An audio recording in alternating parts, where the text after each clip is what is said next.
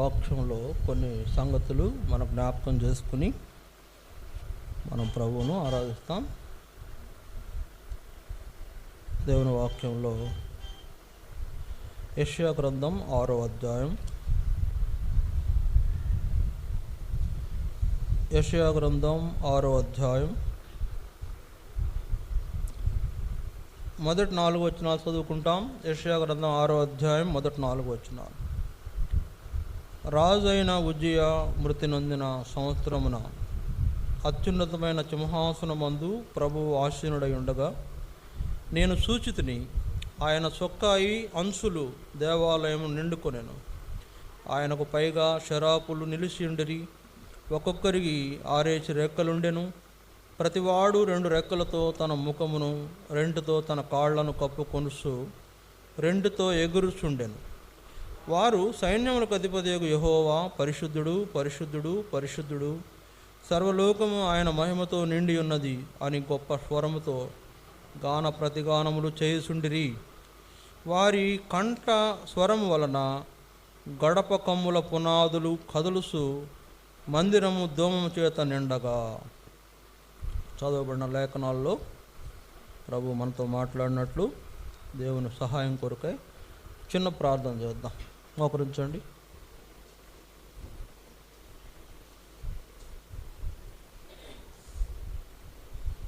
ప్రేంగల పరలోక తండ్రి, పరిశుద్ధుడు అయిన దేవ, నీ స్తోత్రాలు. ఈ సమయంలో మరొక పర్యాయం నీ పాదాల చెంతకు వస్తున్నాము. నీ సన్నిధిలో మేము ఆరాధన కొరకై సమకూర్చబడి ఉన్నాము. మమ్మల్ని మీరు తీసుకొచ్చారు, స్తోత్రాలు. మిమ్మల్ని ఆరాధించినట్లు కూడా సహాయం చేయండి. ఎట్లా ఆరాధించాలో, ఎలా ఆరాధించాలో నేర్పించండి.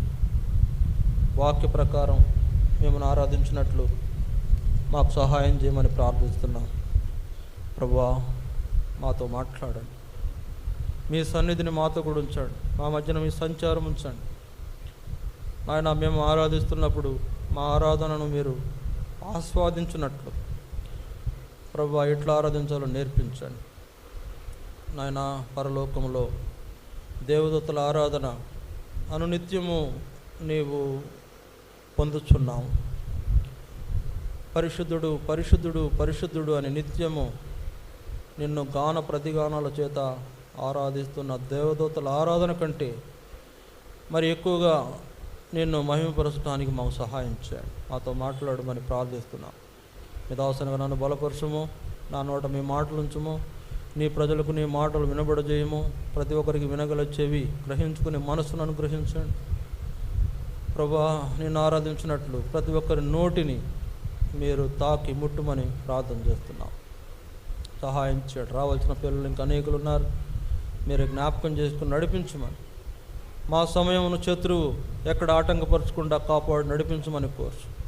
యేసుక్రీస్తు వారి చిలువ రక్త ప్రోక్షణ క్రిందికి మమ్మల్ని మేము తెచ్చుకొనుసు. యేసు ప్రభు నామమున ప్రార్థించి వేడుకొనుచున్నాము తండ్రి, ఆమేన్.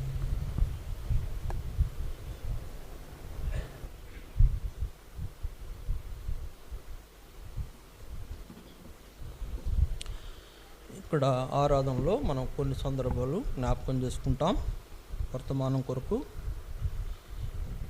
మరి దేవుడు చదివిన ఈ లేఖన భాగముల ద్వారా మనతో మాట్లాడినట్లు ప్రతి ఒక్కరు కూడా వాక్యం తట్టు మీ దృష్టిని ఉంచాలని ప్రభు పేరిట మనవి చేస్తున్నాం. మరి వ్రాయబడిన ఈ యెషయా గ్రంథం 6వ అధ్యాయంలో మరి యెషయా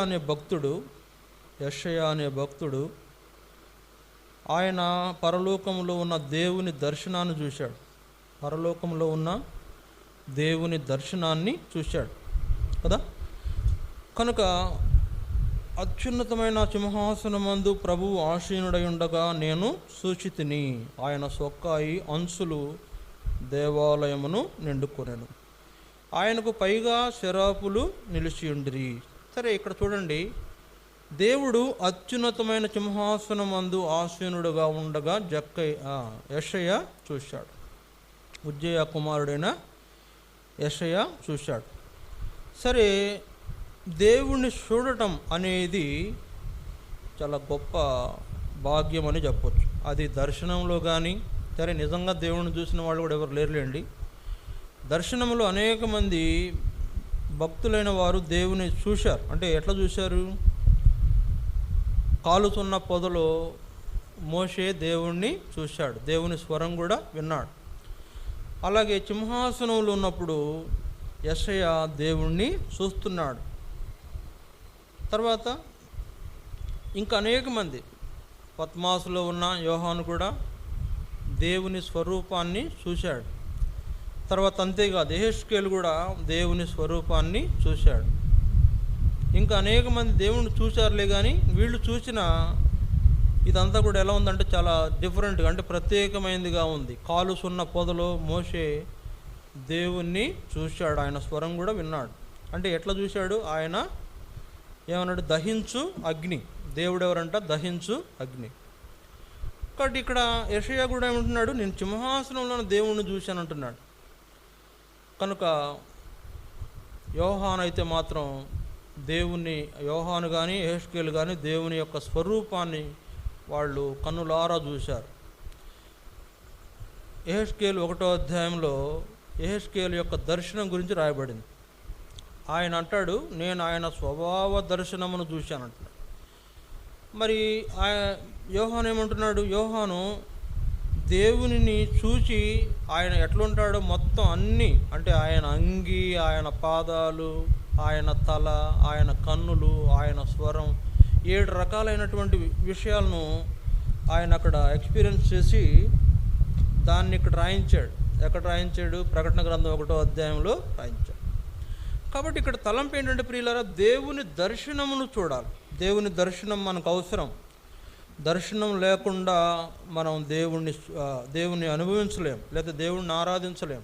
దేవుని యొక్క ఏర్పాటు మనము ఎరిగి ఉండని వారుగా మనం అయిపోతాం, దర్శనం లేకపోతే. అందుకనే భక్త్ సింగ్ గారు కూడా, దైవజనుడు, ఆయన కూడా పరలోక దర్శనాన్ని చూశాడు. అంతేకాదు, అపోస్తులుడైన పౌలు దర్శనం చూశాడు. ఆకాశం నుండి కలిగిన దర్శనము చూశాడు. ఎవరు కనపడ్డారు? యేసుప్రభు కనపడ్డాడు. యేసుప్రభు కనపడి ఆయన్ని దర్శించాడు. ఎవరిని? పౌలుని సౌలుగా ఉన్నప్పుడు దర్శించాడు. దర్శించి పౌలునుగా మార్చి తన యొక్క పరిచర్యకు నియమించాడు. అందుకే పౌలు అంటున్నాడు, ఏమన్నాడు? ఆకాశము నుండి కలిగిన దర్శనమునకు నేను అవిధేయుడను కాను అంటున్నాడు. ఆకాశం నుండి కలిగిన ఆ దర్శనం నాకు నేను అవిధేయుడను కాను.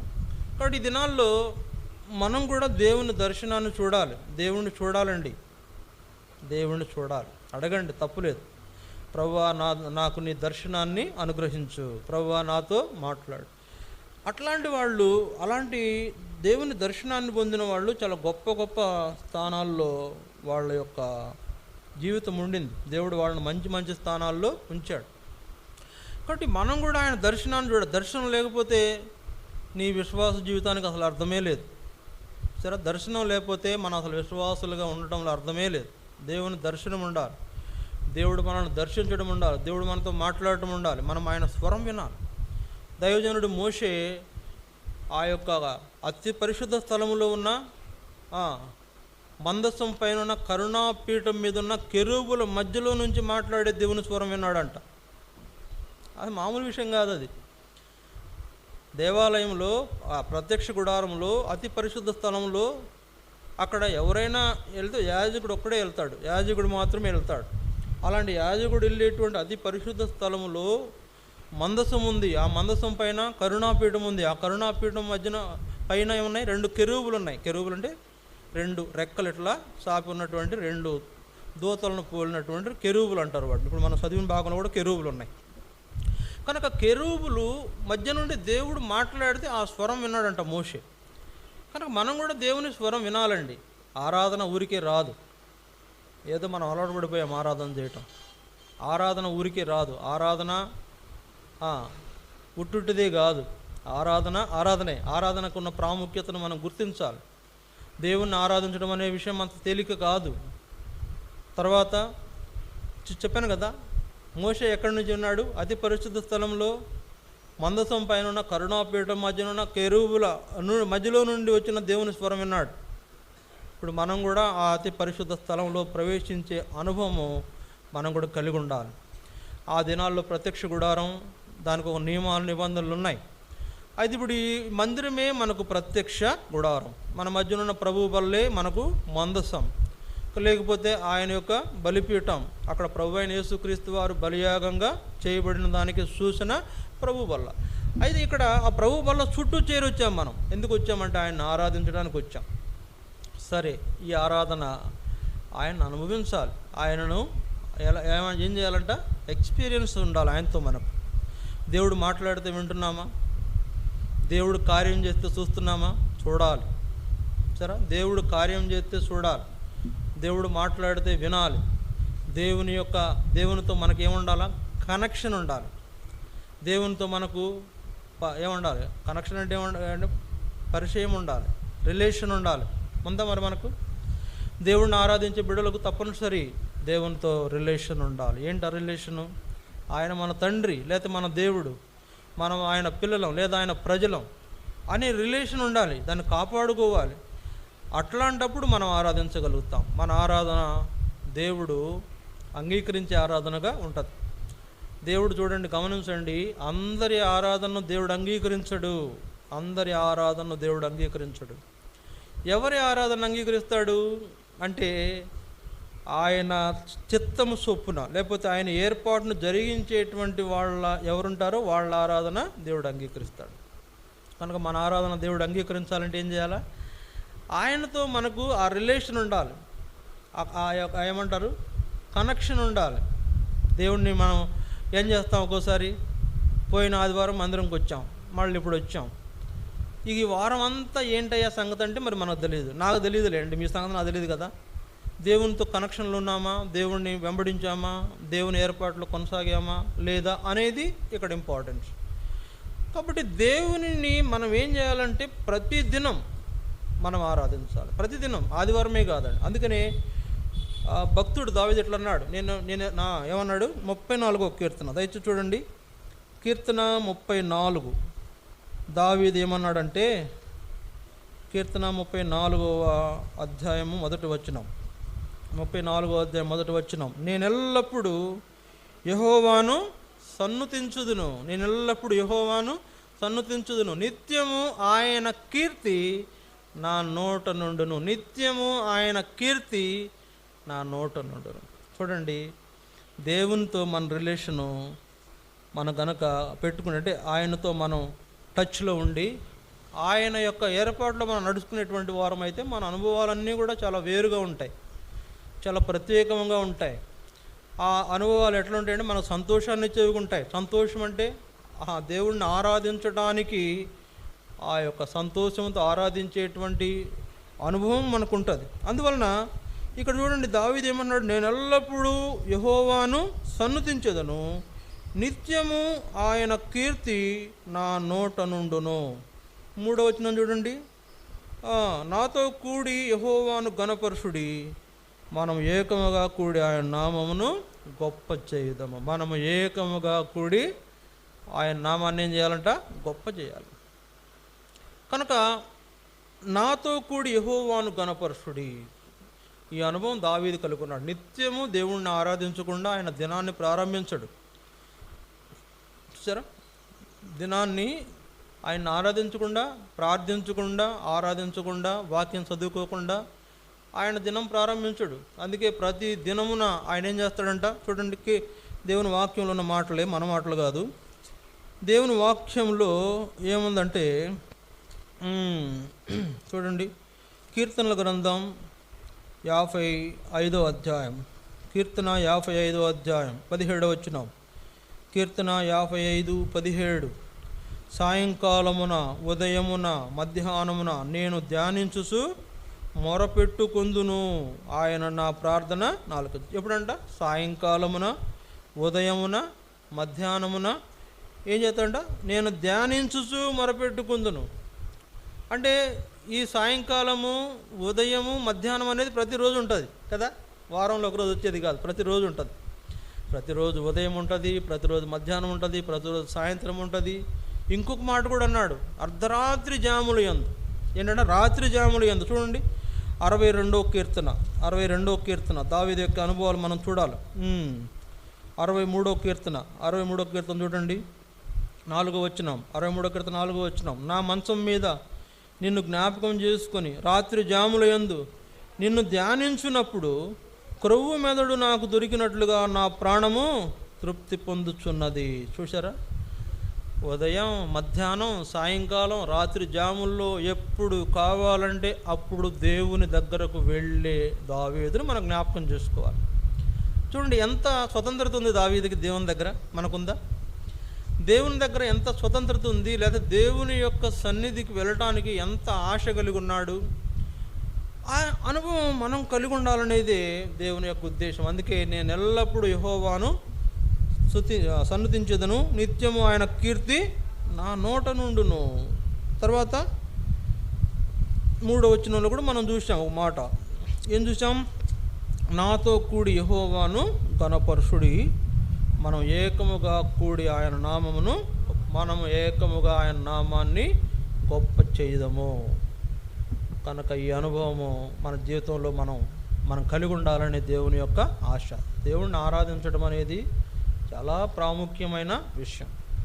కనుక ఆయన ఆరాధించుట అనే ఆధిక్యత కలిగినటువంటి వారందరూ కూడా చాలా గొప్ప గొప్ప వ్యక్తులుగా ఉన్నారు. బైబిల్లో వాళ్ళ గురించి గొప్పగా వ్రాయబడింది. సరే, మన కాలంలో మన జీవితాలు రాయడానికి బైబిళ్ళు సరిపోలేండి. కొంతమంది భక్తుల జీవితాలు రాయడానికి ఇప్పుడు ఎన్ని పుస్తకాలు రాసినా సరిపో.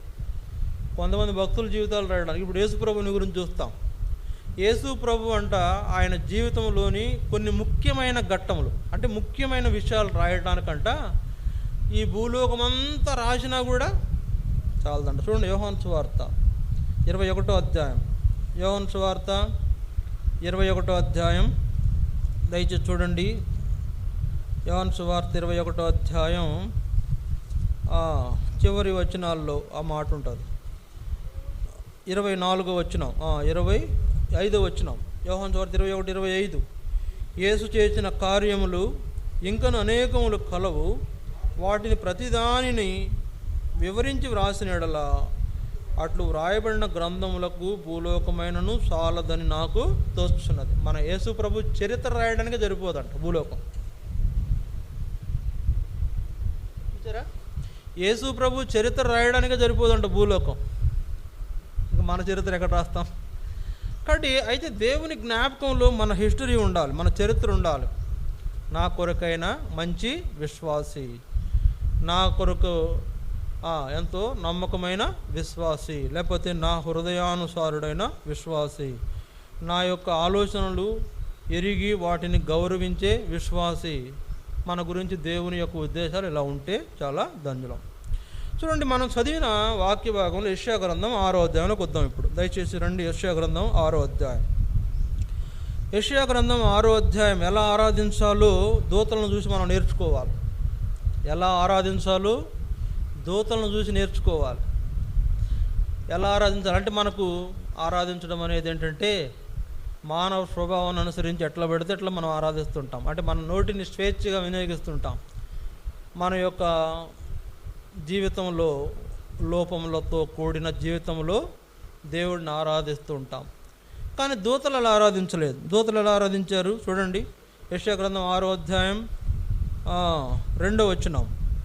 ఆయనకు పైగా శరాపులు నిలిచి ఉండిరి, ఒక్కొక్కరికి 6 రెక్కలుండెను, ప్రతివాడు 2 రెక్కలతో తన ముఖమును, 2తో తన కాళ్లను కప్పుకొనుసు, 2తో ఎగురుచుండెను అని వ్రాయబడింది.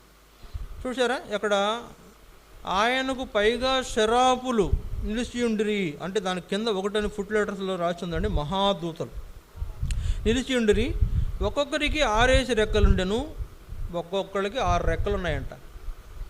సరే, 6 రెక్కలున్న పక్షి అంటే సహజంగా మనం చూసి ఉంటాం, కానీ దేవదూతలకు 6 రెక్కలు ఉంటాయంట. అది కూడా కెరూబులకు 6 రెక్కలు ఉంటాయి, శరాపులకు 6 రెక్కలు ఉంటాయంట.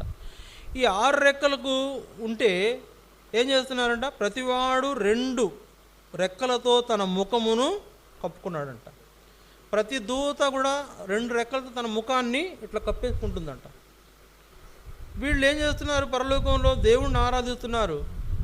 ఎట్లా ఆరాధిస్తున్నారు? పరిశుద్ధుడు పరిశుద్ధుడు పరిశుద్ధుడు ఆరాధిస్తున్నారు. 2తో తన ముఖాన్ని కప్పుకున్న దూతలు. ఎందుకు కప్పుకున్నాయి చెప్పండి? ఎందుకు కప్పుకున్నాయి?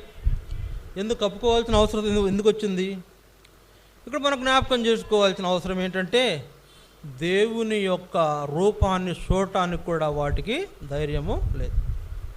అంటే దేవుని అక్కడ చూడండి, ఆ సింహాసనం దగ్గరున్న శరాపులు వీళ్ళు, ఆ సింహాసనముకు పైగా ఉన్న శరాపులు, ఇంకా వీళ్ళు కాక ఆయన ఎదురుగా ఉండే కోటాను కోట్ల మంది దేవదూతలు ఉంటారు, వాళ్ళు వేరే. మళ్ళీ ఇక్కడ ప్రాముఖ్యమైన వాళ్ళు ఏంటంటే, ఆయన సింహాసనానికి సమీపంగా ఉన్న శరాపులైన వాళ్ళు, అంటే మహాదూతలైన వాళ్ళు. ఆ మహాదూతల్లో ఒకప్పుడు లూసిఫర్ కూడా ఉన్నాడు, అంటే మనం సాతానని పిలుస్తాం కదా, వాడు కూడా అక్కడ ఉన్నవాడే, దేవుణ్ణి ఆరాధించిన వాడే.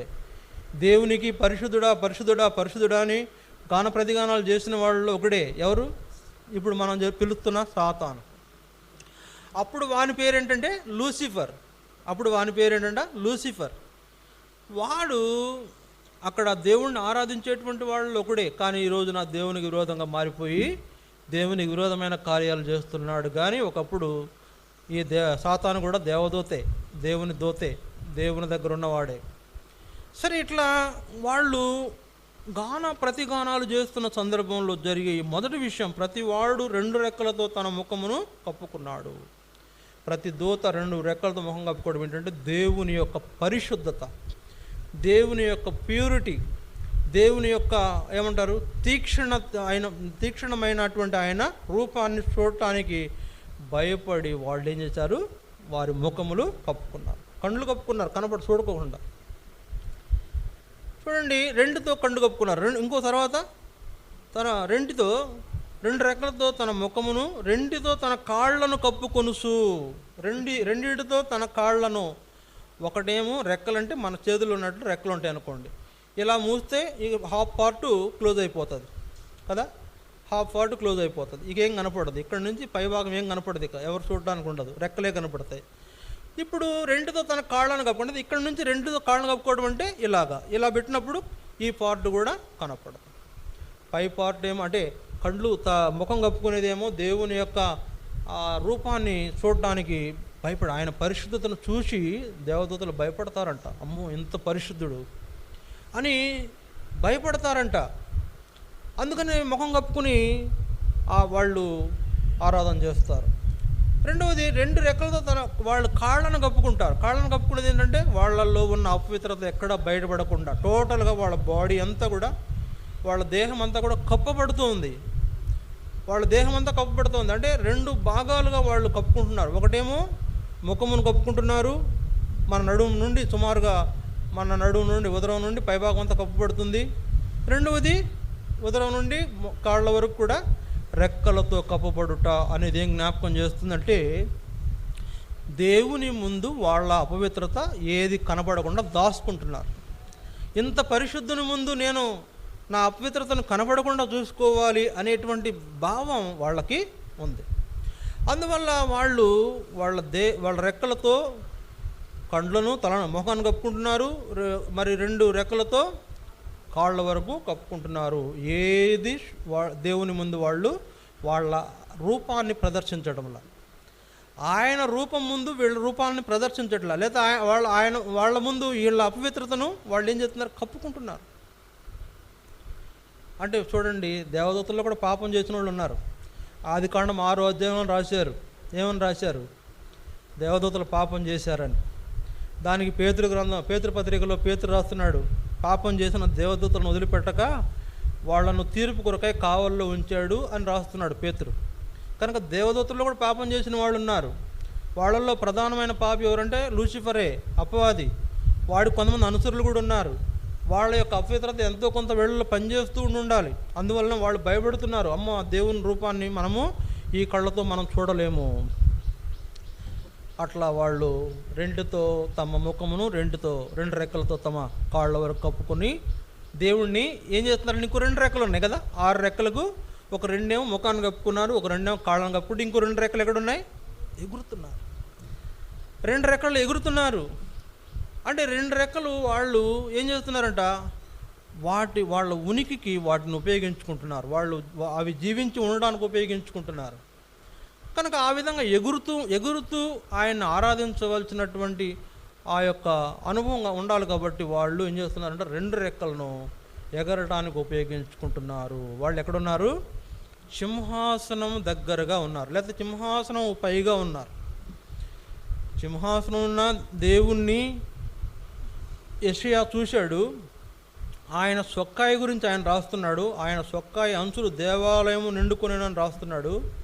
కింద శరాపుల గురించి రాస్తూ వాళ్ళకు 6 రెక్కలు ఉన్నాయి, 2 రెక్కల ముఖాన్ని కప్పుకుంటున్నారు, 2 రెక్కల కాళ్ళను కప్పుకుంటున్నారు. వాళ్ళ రూపాన్ని ఎక్కడా వాళ్ళు చూపించట్లేదు. తర్వాత రెండింటిని మరి వాళ్ళ ఉనికి ఉండాలి కాబట్టి రెండింటిని ఉపయోగించుకొని ఎగురుతున్నారు. అయితే నోటితో ఏం చేస్తున్నారు చెప్పండి? నోటితో పరిశుద్ధుడు పరిశుద్ధుడు పరిశుద్ధుడు అని గాన ప్రతిగానాలు చేస్తున్న శరాపులు. నేను దేవదూతుల గురించి చెప్పట్లా, దేవదూతుల గురించి ఇంకా నేను చెప్పట్లా, దేవదూతుల గురించి మాట్లాడట్లా. దేవదూతలు ఎక్కడ ఉంటారంటే ఇంకా చాలా దూరంలో ఉన్నారు. ఇక్కడ ఉన్నది చాలా ప్రాముఖ్యమైన దూతలు, మహాదూతలని రాయబడింది వాళ్ళ గురించి. ఇంకా దేవదూతలు అవతలు ఉన్నారు. ఎక్కడున్నారు? ఈయన సింహాసనానికి ముందు స్ఫటికము వంటి నది ఉందంట. నది అవతల ఉన్నటువంటి ప్రదేశంలో దేవదూతలు, ఇంకా కోటాను కోట్ల దేవదూతలు అక్కడ ఉంటారు. సరే, వాళ్ళ స్వరం వీళ్ళ స్వరం అంతా కలిపి ఏమంటుందంటే ఏమంటున్నారు వాళ్ళు? సైన్యములకు అధిపతియగు యెహోవా, సైన్యములకు అధిపతియగు యెహోవా అంటే మా అధిపతివైన దేవా. దేవుని సైన్యం వాళ్లే కదా, దూతలే కదా. మా అధిపతివైన దేవా, మా యొక్క అధిపతివైన దేవా, నీవు పరిశుద్ధుడవు, నీవు పరిశుద్ధుడవు, పరిశుద్ధుడవు అని ఏం చేస్తున్నారంట? గాన ప్రతిగానాలు. అక్కడ మహాదూతలు గానం చేస్తుంటే ఇక్కడ దూతలు కూడా ప్రతిగానం చేస్తున్నారు. అర్థమైందా? మహాదూతలు గానం చేస్తుంటే దూతలు ప్రతిగానం అంటే ఆపోజిట్లో ఉన్నటువంటి కోటాను కోట్ల దూతలు కూడా ప్రతిగానం చేస్తున్నారు. గాన ప్రతిగానములతో గొప్ప స్వరముతో వాళ్ళు గాన ప్రతిగానాలు చేస్తున్నారంట. వారి కంఠస్వరం వలన గడప కమ్ముల పునాదులు కదలుసు మందిరము ధూమము చేత నిండగా. గడపల పునాదులు, కమ్ముల పునాదులు కదిలిపోయినాడు. మన ఆరాధన ఎట్లా ఉండాలండి? గుర్తుపెట్టుకోండి, మన ఆరాధన కూడా ఎట్లుండాలా? 2 రెక్కలతో మన ముఖాన్ని కప్పుకోవాలా. అంటే ఆయన పరిశుద్ధతను మనం చూడలేనంత పరిశుద్ధుడు ఆయన. అందుకే అన్నాడు దేవుడు, నన్ను చూసి బ్రతికిన నరుడే లేడన్నాడు. కాబట్టి ఆయన చూడకుండా 2 రెక్కలతో ముఖం కప్పుకున్నారు, 2 రెక్కలతో కాళ్ళు కప్పుకున్నారు. వాళ్ళ అపవిత్రత ఆయన ముందు వాళ్ళు దాచుకుంటున్నారు. అందుకనే మనం కూడా ఏం చేయాలంటే దేవుడిని ఆరాధించేటప్పుడు మన హావభావాలను పక్కన పెట్టండి. మన హావభావాలతో పని లేదు. ఇప్పుడు ఆ దేవదూతలను చూసారు ఎప్పుడన్నా మీరు? అంటే నేను కూడా చూడలేదండి, మామూలుగా చూపిస్తుంటారు. ఒకసారి ఎక్కడో దేవదూత వచ్చింది, ఇళ్ల మధ్యన వాలింది, దిగిందంటే నేను వీడియో చూసా. అది మరి ఆ వీడియో ఎట్లా చేశారో తెలియదులే, కానీ దేవదూత అయితే ఎగిరింది ఆ వీడియోలో. చాలా పెద్ద రెక్కలు ఉంటాయి. ఎంత రెక్కలు ఉంటాయి? సుమారుగా ఇప్పుడు ఈ మందిరం అంతా ఒక రెక్క ఉంటుంది, ఈ పార్ట్ అంతా ఒక రెక్క ఉంటుంది. మళ్ళీ దేవదూత ఆ ఉండేటువంటి పార్ట్ కాక మళ్ళీ అవతల ఇంకో రెక్క ఉంటుంది. పెద్ద రెక్కలతో ఎగురుతూ ఉంటుంది, తెల్లగా ఉంటుంది, దానికి బలం ఉంటుంది. అంటే మనలాగా కాదు. అటువంటి దేవదూతలకు ఏంటంట, దేవుని ముందుకు వచ్చేటప్పుడు మన అపవిత్రతను ఆయనకు కనబడకుండా జాగ్రత్త తీసుకోవాలి అనేటువంటి అభిప్రాయం. కనుక అవి చాలా జాగ్రత్తగా ఆరాధన చేస్తున్నాయి. నేను ఇంకో మాట చెప్తున్నా, ఇక్కడ మహాదూతలు కాక అవతల ఆపోజిట్లో ఉన్న దూతలు అవి వేరు. మళ్ళీ అవి వేరు. దేవుణ్ణి ఇలాంటి అనుభవంలో ఆరాధించే వాళ్ళు ఆయన సింహాసనం ముందుకు వెళ్ళి ఆరాధిస్తే అనుభవము అంటే, లేకపోతే ఆయనకు సమీపంగా వెళ్ళి చేసే ఆరాధన. చూసారా, నేనేం చెప్తున్నా అంటే, మళ్ళీ చెప్తున్నాను, దేవదూతల వలె మనం కూడా మన ముఖాన్ని కప్పుకొని కాళ్ళను కప్పుకొని ఆయన ఆరాధించే మహాదూతల వలె ఆరాధించేటువంటి వాళ్ళు ఎవరైతే ఉంటారో వాళ్ళు దేవునికి అతి సమీపంగా వాళ్ళ ఆరాధన వెళుతుంది, లేకపోతే అతి సమీపంగా వెళ్ళి ఆరాధిస్తున్నారు. అంటే అర్థం చేసుకోండి, దేవుణ్ణి సమీపించి చేసే ఆరాధన, దేవునికి సమీపంగా ఉండి చేసే ఆరాధన. ఇప్పుడు అంత సమీపంగా ఉండకుండా దూరంగా ఉండి చేసే ఆరాధన నేను చెప్పాను. వేరే దూతలు ఉంటాయి అక్కడ ఎదురని. మన ఆరాధనలో మహాదూతల వల్ల ఆరాధించాలంటే ఏం చేయాలా? మనలోని హావభావాలను అదుపు చేసుకోవాలి, మనలోని అపవిత్రతను అదుపు చేసుకోవాలి, మన స్వభావాన్ని అదుపు చేసుకోవాలి, మన మన రూపాన్ని ఆయన కనబడనివ్వకుండా మన నోటితో ఆయన్ను ఆరాధించి అలాంటి అనుభవంలో మనం ఉండాలనేది దేవుని యొక్క ఆలోచన. అలాగని మనం లేమనుకోండి, మన ఆరాధన ఎక్కడ ఉంటుందంటే దూరంగా ఉన్నటువంటి వాళ్ళ, అంటే ఆయనకు మన ఆరాధన దూరంగా ఉంది. బాగా అర్థమైంది అనుకుంటా. నేను మళ్ళీ చెప్తున్నా, మహాదూతల వలె ఆయనను మనలో అపవిత్రత కనపడకుండా మన యొక్క లోపల భావాలను, అంటే మనలో ఉన్న భావాల్లో ఉన్న అపవిత్రతను బయటకు రానియకుండా ఆయన్ని పరిశుద్ధంగా ఆరాధించాలంటే సమీపంగా వెళ్ళి ఆరాధించేటువంటి వాళ్ళే అలా ఆరాధించగలుగుతారు. లేకపోతే ఎట్లా పెడితే ఎట్లా ఆరాధించేటువంటి వాళ్ళ ఆరాధన ఎక్కడ ఉంటుంది అంటే దూరంగా ఉంటుంది. దూరంగా ఉండి ఆరాధించే వాళ్ళ జాబితాలో వాళ్ళు ఉంటారు. బట్ మన ఆరాధన ఎలా ఉండాలా? మహాదూతల వలె ఉండాలి. ఇంకో విషయం చెప్తాను. మహాదూతలు అంటే ఎవరు? మహాదూతలు అంటే ఎవరు? సరే, మనమెవరు? నేను ముగించిపోతున్నాను. మనమెవరు? దూతలు ఎవరు? దూతలు ఎవరంటే దేవుని సేవకులు. దూతలు ఎవరంట? దేవుని సేవకులు. ముగ్గురు దూతలు ముఖ్యమైన వాళ్ళు ఉంటారు. ఏంటి ఆ ముగ్గురు దూతలు ఎవరు? మొదటివాడు ఎవడు? మన మధ్య తిరిగే సాతానుడే మొదటివాడు. ఎవరు? మన సాతాను వెళుతున్నాం కదండి, వాడే ఫస్ట్ దూత, మొదటి ప్రధానమైన దూత. తర్వాత ఇద్దరున్నారు ఇంకా. ఎవరు? గాబ్రియేలు, మిఖాయేలు. ఇంకిద్దరు ఉన్నారు. ఈ ఇద్దరిలో మొదటివాడు సాతానే. ఆవిడ ఆ స్థానాన్ని పోగొట్టుకున్న కారణం చేత ఇప్పుడు ఆ ఇద్దరే ఉన్నారు అక్కడ. ఎవరు? గాబ్రియేలు, మిఖాయేలు. ఈ గాబ్రియేలు, మిఖాయేలు ఎవరంటే దేవునికి సేవకులైన వారు. సేవకులు. బాగా గుర్తుపెట్టుకోండి, వాళ్ళు దేవునితో సమానం కాదు, దేవదూతల దేవుళ్ళు కాదు. దేవదూతలు అనేటువంటి పిలువబడేటువంటి వాళ్ళు, దూతలుగా పిలువబడే వాళ్ళు దేవుని సేవకులు. బాగా అర్థం చేసుకోండి, దేవుని సేవకులు. మనం ఎవరు? మనం దేవుని పిల్లలం. అంటే దేవుని వారసులం. దూతలేమో దేవునికి సేవకులైతే మనము ఆయన వారసులం, ఆయన పిల్లలుగా మనం చేయబడి ఆయన వారసులుగా మనం ఉన్నాం కనుక ఇప్పుడు దేవదూతలు ఎవరు మనకి? మన ఇంట్లో పనివాళ్ళు. బాగా గుర్తుపెట్టుకోండి. దేవదూతలు ఎవరంటే మన తండ్రి ఇంట్లో పని చేస్తున్నారు. అక్కడ రేపొద్దున మనం వారసత్వం కలిగి మనం అక్కడికి వెళ్ళినటువంటి వారం అయితే వాళ్ళు మనకు కూడా సేవకులే. అందుకే దేవదూతల కంటే కొంచెము ఏం చేశారంట? తక్కువ వారిగా చేశారు. కాబట్టి ఇక్కడ నా తలంపు ఏంటంటే, ప్రియులారా, దేవుని పిల్లలమైన మనకు సేవ చేసేటువంటి వాళ్ళే దేవదూతలు. మన మీద వాళ్ళకు అధికారం లేదు, మన మీద వాళ్ళకు పెత్తనం లేదు. ఇంకో మాట ఏంటంటే, మనం ప్రార్థన చేసుకుని బయటకు వెళ్తుంటాం, ప్రభువా పలానా పని మీద వెళ్తున్నాను సహాయం చేయండి. చేస్తారా లేదా? చేస్తున్నారా? పలానా పని మీద వెళ్తున్నాను నాయన సహాయం చేయండి, మీరు తోడుగా ఉండండి అని అంటే, లేకపోతే మీ దూతలను నాకు తోడుగా పంపించండి అని మనం ప్రార్థన చేస్తాం. చేసుకుని వెళ్తే మీతో ఇప్పుడు ఎవరున్నారు తెలుసా? దేవుడు ఉన్నాడు, దేవదూతలు ఉన్నారు, పరిశుద్ధాత్మ ఉన్నాడు.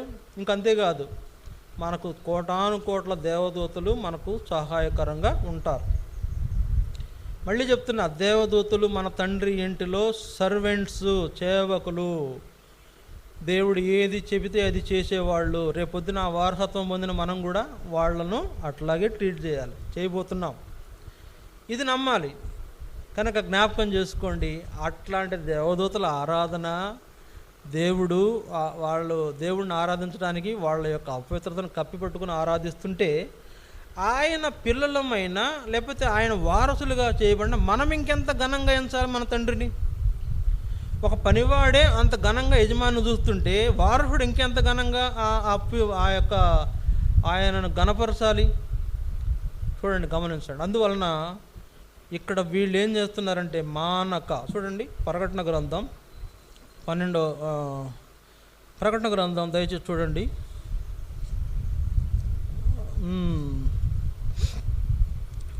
ప్రకటన 4వ అధ్యాయం. ప్రకటన 4వ అధ్యాయం వాళ్ళ గురించి ఇక్కడ కూడా రాయబడింది, అందుకే చూద్దాం. ప్రకటన 4వ అధ్యాయం 8వ వచనం నుంచి చూడండి. 8-9 వచనాలు. ఈ 4 జీవులలో ప్రతి జీవికి 6 రెక్కలుండెను. అవి చుట్టూను రెక్కల లోపటను కన్నులతో నిండి ఉన్నవి. అవి భూత వర్తమాన భవిష్యత్ కాలములలో ఉండు సర్వాధికారియు దేవుడు నగు ప్రభువు పరిశుద్ధుడు పరిశుద్ధుడు పరిశుద్ధుడు అని మానక రాత్రింబగళ్ళు చెప్పుచుండును. ఎక్కడంట, ఎప్పుడంట? రాత్రింబగళ్ళు. నైటు అంటే డే అండ్ నైటు మానకుండా. అది కూడా చూడండి, రెస్ట్ లేదు వాటికి. ఇంకా వాటి పని అదే ఏంటంట, దేవుణ్ణి ఆరాధించటం, దేవుణ్ణి ఆరాధించడం. ఇక వాటి పని అదే.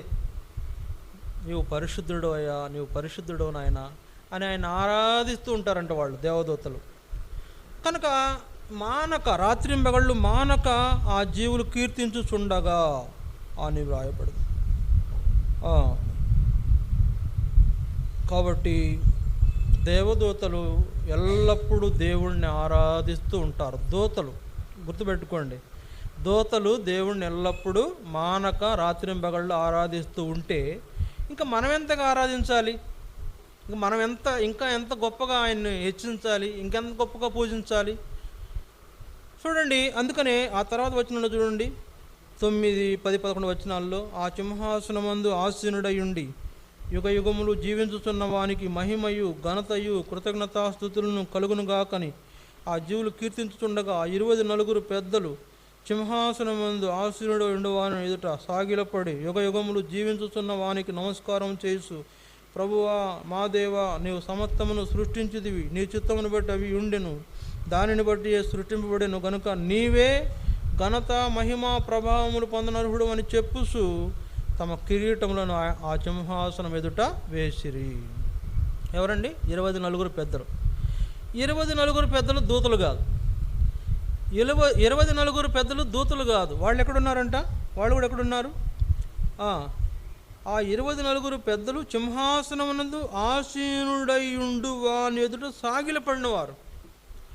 ఆ సింహాసనం ఎదుట సాగిలపడ్డారంట 24 పెద్దలు. సాగిలపడి ఏమంటున్నారు? ఘనత మహిమ ప్రభావము పొందనర్హుడు అని చెప్తూ వాళ్ళ కిరీటాలను ఆయన సింహాసనం ఎదుట వేశారంట. నువ్వు ఉండగా మాకు అధికారంతో పని లేదు, నువ్వు ఉండగా మాకు ఏమీ అవసరం లేదు అని వాళ్ళ అధికారాలను అన్నిటిని ఆయన దగ్గర పడేసి ఆయన సాగిలపడి ఆయన ఆరాధిస్తున్నారు. కనుక ఇక్కడ నా తలంపు ఏంటంటే ప్రియులారా, దేవదూతల ఆరాధన కంటే నీ ఆరాధన గొప్పదై ఉండాలి. దేవదూతల ఆరాధన కంటే నీ ఆరాధన గొప్పది. ఎందుకంటే దేవదూతల కంటే గొప్పవాడుగా నిన్నుంచాడు దేవుడు. దేవదూతలకు కలగని ఆ భాగ్యాన్ని నీకు ఇచ్చాడు. వాళ్ళు సేవకులుగా పెడితే నిన్నేమో వారసులుగా స్వీకరించాడు. అందుకొరకై ప్రభు అయిన యేసుక్రీస్తు వారిని కలువరి శిలువలో బలిగా అర్పించాడు. ఆయన రక్తంలో మన అపవిత్రతను కడిగాడు, మన పాపాలను కడిగాడు, మనల్ని నీతిమంతులుగా తీర్చాడు. మనలను ఆయన బిడ్డలుగా ఆయన వారసులుగా చేసుకుంటూ వచ్చాడు. వారసులం గుర్తుపెట్టుకోండి. మనం ఎవరంట? దేవునికి వారసులు. వారసత్వంలో నువ్వు నిలిచి ఉంటే వారసుడువే. వారసత్వాన్ని పోగొట్టుకుంటే హక్కుదారులే. హక్కు పోగొట్టుకున్నవాళ్ళు హక్కు పోగొట్టుకున్న వాళ్ళే హక్కుదారులే కదా. వారసులు ఎవరు? హక్కుదారులే కదా. ఇప్పుడు హక్కుదారుడిగా చేయబడిన నీవు కూడా దేవుణ్ణి దేవదూతల కంటే మించిన ఆరాధన చేయాలి. వాళ్ళు ఏమైనా ఆరాధిస్తున్నారు? పరిశుద్ధుడు అని ఆరాధిస్తున్నారు. మనం ఆరాధించాలి. ఏం ఆరాధించాలి? ఘనత మహిమ ప్రభావములు పొంద నరుహుడు అని పెద్దలు ఆరాధించారు. మనం ఆరాధించాలి మా రక్షణకర్తవైన దేవా. చూడండి, అందుకే 7వ అధ్యాయం ప్రకటన 7వ అధ్యాయం 9 వచనం 9 నుండి చూడండి. 9, 10 వచనాలు. అటు తర్వాత నేను చూడగా ఇదిగో ప్రతి జనములో నుండి, ప్రతి వంశంలో నుండి, ప్రజలలో నుండి, ఆయా భాషలు మాట్లాడేవారిలో నుండి వచ్చి ఎవడును లెక్కింపజాలని గొప్ప సమూహము కనబడెను. వారు తెల్లని వస్త్రములను ధరించుకున్న వారై ఖర్జూరపు మట్టలు చేతబట్టుకొని సింహాసనం ఎదుటను గొర్రెపిల్ల ఎదుటను నిలవబడి సింహాసనాసీనుడైన మా దేవునికిని గొర్రెపిల్లకును మా రక్షణకై స్తోత్రం. మనమే ఇక్కడ, అక్కడ మనమే ఉండేది.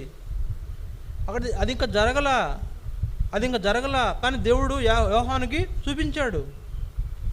అది ఇంకా జరగలేదండి, ఈ సంగతి ఇంకా జరగబోతా ఉంది. యోహానుకు దేవుడు దాన్ని చూపించాడు. చూపించినప్పుడు అక్కడ యోహాను చూశాడు. ఎవరంటే అడిగాడు యోహాను. చూడండి అక్కడ 13వ వచనం. వాళ్ళు దేవుడిని ఆరాధిస్తున్నారు కదా. చూడండి 13వ వచనం. ఏమని ఆరాధిస్తున్నారు? 11, 12 చూడండి. సింహాసనాసనుడైన మా దేవునికిని గొర్రెపిల్లకును మా రక్షణకై స్తోత్రమని మహాశబ్దంతో ఎలుగెత్తి చెప్పిరి. దేవదూతలందరూ సింహాసనం చుట్టూను పెద్దల చుట్టూను ఆ 4 జీవుల చుట్టూను నిలవబడి ఉండిరి. వారు సింహాసనం ఎదుట సాష్టాంగపడి ఆమేన్, యుగ యుగముల వరకు మా దేవునికి స్తోత్రమును, మహిమయు, జ్ఞానమును, కృతజ్ఞతాస్తుతియు, ఘనతయు, శక్తియు, బలమును కలుగునుగాకని చెప్పుసు దేవునికి నమస్కారం చేసిరి. ఆమేన్. సరే, ఏంటి ఒకటి కదా, వాళ్ళు ఏం చెప్తున్నారు? దేవదూతలు ఏం చెప్తున్నారు? పరిశుద్ధుడు అయ్యా, పరిశుద్ధుడా, పరిశుద్ధుడా. ఆయన పరిశుద్ధత ముందు వాళ్ళు భద్రం చేసుకుంటూ ఆరాధిస్తున్నారు. వీళ్ళల్లో అపవిత్రత కనపడకుండా ఆరాధన చేస్తున్నారు. కానీ ఇక్కడ వీళ్ళు ఏం చేస్తున్నారు? తెల్లని వస్త్రాలు ధరించుకున్న వాళ్ళు ఏం చేస్తున్నారు? మా రక్షణకర్తవైన దేవా, మా రక్షణకర్తవైన దేవా, సింహాసనాసీనుడైన మా దేవునికిని, మా గొర్రెపిల్లకును మా రక్షణకై స్తోత్రమని మహాశబ్దంతో ఆరాధిస్తున్నారు. సరే, యోహాను డౌట్ వచ్చింది, అందుకే అడిగాడు. 13వ వచనం, పెద్దలలో ఒకడు తెల్లని వస్త్రమును ధరించుకొని ఉన్న వీరెవరు, ఎక్కడి నుండి వచ్చిరని నన్ను అడిగాను. అందుకు నేను, అయ్యా నీకే తెలియననగా అతడు ఇలాగు నాతో చెప్పాను, వీరు మహాశ్రమల నుండి వచ్చిన వారు, గొర్రెపిల్ల రక్తంలో తమ వస్త్రములను ఉదువుకొని వాటిని తెలుపు చేసుకునిరి. అందువలన వారు దేవుని సింహాసనం ఎదుట ఉండి రాత్రింబగళ్ళు ఆయన ఆలయంలో ఆయనను సేవించుతున్నారు. సింహాసనాసీనుడైన వాడు తానే తన గుడారం వారి మీద కప్పును. ఇక్కడ చూడండి, ఎవరయ్యా వీళ్ళంటే? ఎవరు వీళ్ళు? వీళ్ళు వాళ్ళే. ఎవరు? గొర్రెపిల్ల రక్తంలో తమ వస్త్రాలు ఉదుక్కుని వాటిని తెలుపు చేసుకున్నవారు, యేసు ప్రభు రక్తంలో కడగబడ్డవారు, పాపాలు ఒప్పుకొని రక్షణ పొందినవారు, మారు మనసు పొందినవారు, బాప్తిస్మ పొందినవారు, దేవుని యొక్క మందిరంలో దేవుని పిల్లలుగా చేయబడినవారు, దేవుని మందిరంలో ఒక సభ్యులుగా చేర్చబడినవారు. ఎక్కడ? మందిరంలో. వీరందరూ ఇక్కడ దేవుణ్ణి ఏమని ఆరాధిస్తున్నారు? మా సింహాసనాసీనుడైన మా దేవునికి, గొర్రెపిల్లకు, మా రక్షణకై స్తోత్రం అని ఎట్లా చెప్పారంట? ఎలుగెత్తి చెప్పారు. కాబట్టి దేవదూతల ఆరాధన కంటే మించిన ఆరాధన చేస్తున్నారు వీళ్ళు. వాళ్ళు ఏమంట? నువ్వు పరిశుద్ధుడవు, అంతే, నువ్వు పరిశుద్ధుడవు, నువ్వు క్లీన్గా ఉన్నావయ్యా అన్న. కానీ వీళ్ళు ఏమంటున్నారంటే మా తండ్రి లేదా మా దేవుడు, మా రక్షణకర్త అయిన దేవుడు అని ఆరాధిస్తున్నారు. కనుక దేవదూతల కంటే ఎంతో ఎక్కువ స్థానం ఇచ్చి దేవుణ్ణి వాళ్ళు కనపరిచారు. ఎవరు? పరలోకంలో ఉన్న తెల్లని వస్త్రాలు ధరించిన వారు. మళ్ళీ చెప్తున్నా, వీళ్ళల్లో మనం కూడా ఉండాలి అని కోరుకోండి. వీళ్ళల్లో మనం కూడా ఉండాలని కోరుకోండి. ఏదో ఇక్కడి వరకు మందిరానికి వచ్చి వెళ్ళిపోతాను, నేను ఈ లోకంలో శాశ్వతంగా ఉంటాను, ఈ లోకం నాకు బాగా నచ్చింది, మా ఊరు నచ్చింది, మా బంధువులు నచ్చారు, మా కుటుంబీకులు, మా రక్త సంబంధులు చాలామంది ఉన్నారు, వాళ్ళతో కూడా నేను ఉండిపోతాను అనుకుంటారు చాలామంది. అబ్బాయి, అది పొరపాటు. అట్లా ఉంటే నువ్వు నష్టపోతావు. అందువల్ల నువ్వు ఎక్కడ ఉండాలా? ఇక్కడ ఉండాలా. తెల్లని వస్త్రములు ధరించుకుని దేవుని ఎదుట ఆయన సింహాసనం ముందు నిలబడి ఆయన రక్షణకు ఆరాధించే వ్యక్తుల్లో ఉండాలి. దేవునికి నీ ఆరాధన దేవదూతల కంటే మించిన ఆరాధన కావాలి. ఇంకో మాట కూడా రాశారు అక్కడ, సేవించుచున్నారు అని రాయబడింది కదా. ఏం రాయబడింది అక్కడ? సేవించుచున్నారు. 15వ వచనం, అందువలన వారు దేవుని సింహాసనం ఎదుట ఉండి రాత్రింబగళ్ళు ఆయన ఆలయములో ఆయనను సేవించుచున్నారు. అంటే సేవించడం అంటే ఆయనను సేవించడం అంటే దాని అర్థం ఆరాధించడం, లేకపోతే ఆయన ఘనపరచడం, ఆయన హెచ్చించడం. ఇట్లాంటి ఎక్స్పీరియన్స్ వాళ్ళకు ఉండింది. వాళ్ళు ఆయన ఏం చేస్తున్నారంట? రాత్రింబగళ్ళు ఆయన ఆలయంలో ఆయనను సేవించుచున్నారు. సింహాసనాసీనుడైన వాడు తానే తన గుడారం వారి మీద కప్పును. కాబట్టి దేవదూతల కంటే గొప్ప ఆరాధన మనం చేసే అనుభవం మనం కలిగి ఉండాలని దేవుని యొక్క కోరిక. అక్కడెక్కడో పరలోకంలో చేస్తాములేండి, ఇక్కడ కాదు కదా అంటామేమో. ఇక్కడ నేర్చుకోకపోతే అక్కడేం చేస్తామని. ఇక్కడ నేర్చుకోకపోతే అక్కడేం చేస్తాం చెప్పండి? ఇక్కడ గుర్తుపెట్టుకోండి, ఇక్కడ ఏ లాంగ్వేజ్ వాడుతున్నామో అక్కడ కూడా అదే లాంగ్వేజ్. ఇక్కడ ఏం లాంగ్వేజ్ వాడుతున్నామో అక్కడ కూడా అదే లాంగ్వేజ్. ఈ వస్త్రాలు అయితే మనతో ఉండవు, ఈ వస్త్రాలు మనతో ఉండవు, ఈ దేహం మనతో ఉండదు, ఖచ్చితం. ఈ వస్త్రాలు మనతో ఉండవు, ఈ దేహం కూడా మనతో ఉండదు, ఇది ఖచ్చితం. ఎందుకంటే రక్త మాంసాలు కలిగిన వాళ్ళు పరలోకంలో ఉండరు. అక్కడంతా కూడా ఎవరంట? మహిమా స్వరూపం ధరించుకున్న వాళ్ళే ఉంటారు, మహిమగల దేవుని యొక్క పోలికలో ఉన్న వాళ్ళే ఉంటారు. కనుక ఈ రక్త మాంసాలు అక్కడ రావు. ఇక్కడ ఉన్నట్టు మనకు అక్కడ గుండె ఉంది కదా, అక్కడ గుండె ఉండదు. గుండె లబ్ డబ్బని కొట్టుకోవాల్సిన పని లేదు, రక్త ప్రసరణ అవసరం లేదు, బీపీతో షుగర్లతో పని లేదు, ఏ అనారోగ్యత ఉండదు. అక్కడ ఉండేటువంటి జీవితము అది ఒక ప్రత్యేకమైన జీవితం. మహిమా దేహము ధరించుకున్నటువంటి వాళ్ళంగా మనం అక్కడ ఉంటాం. అందువల్ల మనము ఈ రక్త మాంసాలు కలిగిన వారంగా కాకుండా ఆయన ఎలా ఆరాధిస్తామంటే మహిమా దేహంతో ఆరాధిస్తాం. కనుక అలాంటి అనుభవంలో దేవుడు మనల్ని తీసుకొచ్చాడండి, అది జ్ఞాపకం చేసుకోవాలి. అలాంటి అనుభవంలో దేవుడు మనల్ని ఉంచినప్పుడు మనం ఏం చేయాలి? దేవదూతల కంటే మంచి ఆరాధన చేయాలి, మా రక్షణకర్తవైన దేవ. చూడండి, కొంతమంది దేవుణ్ణి దర్శనాన్ని చూసినప్పుడు, దేవుని యొక్క స్వరూపాన్ని చూసినప్పుడు వాళ్ళు ఎలా అయిపోయారంటే వాళ్ళు చాలా ఏమి చేయలేని వాళ్ళు అయిపోయారు. యోహాన్ అయితే సచ్చిన వాని వలె ఆయన పాదాల దగ్గర పడిపోయాడు. చూసారా, యోహాన్ సచ్చిన వాని వలె ఆయన పాదాల దగ్గర పడిపోయాడు. యెహెజ్కేలు అయితే ఆయన ఎదుట సాగిల పడుతూ వచ్చాడు. మోషే అయితే ఆయన అగ్ని ఎక్కడ మండుచున్న పొద ముందు సాగిల పడుతూ వచ్చాడు. ఆ పొదలో నుంచి వినబడిన ఆయన స్వరానికి ఎంతో రెస్పెక్ట్ ఇచ్చాడు మోషే. మనం ఎంత ఇవ్వాలా? ఇంకా ఎక్కువ ఇవ్వాలా? ఎందుకంటే ఎన్నో గొప్ప కార్యాలు దేవుడు మన జీవితంలో చేశాడు. అందుకనే మనం దేవుడిని ఏం చేయాలంట? ఆయన సింహాసనం ముందు ఉండి మనం ఏం చేయాలా? ఆయన సన్నిధిలో చేరి మనం కూడా మా రక్షణకర్తవైన దేవ, నీవే మహిమ, ఘనత, స్తుతి, జ్ఞానము కలిగిన వాడవు అని పొందనర్హుడు అని మనం ఆరాధన చేసేవారుగా మనం ఉండాలని దేవుడు కోరుతున్నాడు. ఈ వాక్యాన్ని ఆధారం చేసుకుంటామండి. దేవదూతల కంటే గొప్పవారినిగా చేయబడిన మనము దేవదూతల కంటే మంచి ఆరాధన చేయవాలని దేవుడు కోరుతున్నాడు. అలాంటి వారంగా మనం ప్రభుని ఒకరి తర్వాత ఒకరు ఆరాధిస్తాం. దయచేసి ఆరాధించండి.